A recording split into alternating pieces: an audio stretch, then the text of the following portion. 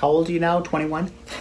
52. 52 years old. And it's very important for her, even though it's a little bit later in her life, in your life, to be a mother. So can you discuss with me what you did during your later 40s for pregnancy? Yes. I did several IVF cycles, some with my own eggs, some with donor eggs, and I got pregnant twice.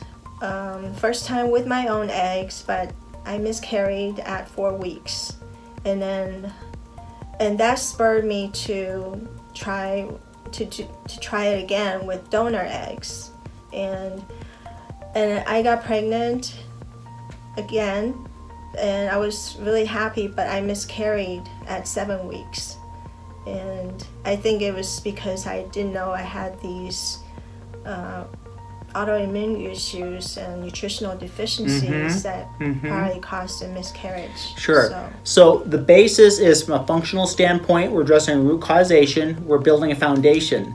We added some regenerative technologies with Amnio Breathe, the peptide, thymosin alpha-1 to get her off her medications. We do realize she does have some mild insulin resistance, and we used a peptide called MOTS-C. Remember, she has her diet pretty well dialed in, her exercise and all that, right? Keto.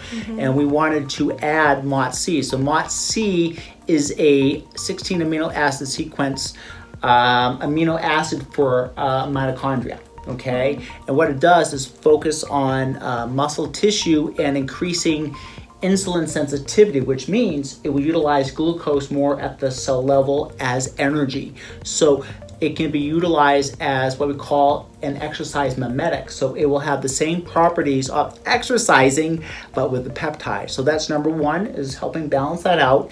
And we use another peptide called KISSPEPTIN-10.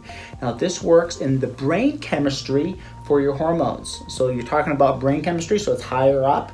So it looks at your hypothalamus, and it releases and upregulates two important regulators, luteinizing hormone and follicle stimulating hormone, which have a downstream effect of improving fertility chances. Okay, this can be used for men and women in optimizing those hormones, because we know as you age, your hormones really start to take a nosedive and your egg production is not going to be as good.